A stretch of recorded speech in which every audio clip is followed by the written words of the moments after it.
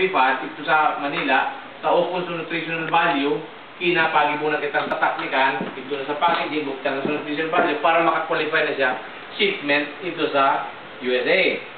Pag ito na kan, tetestingan man ra. Sa pag-abot ito, pagkain na certification sa FDA man ito, automatic pasado na kan.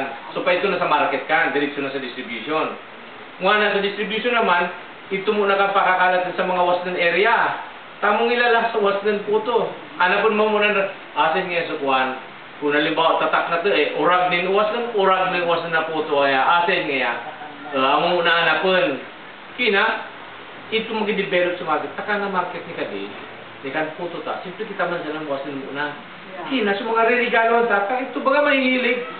Untin nga, kain nga po to ko sa untin nga. Regalo to niya kinuwan. Something different. Nung kuwan, nag-regalo kang cake, ingwan na puto na wala, special, was nun.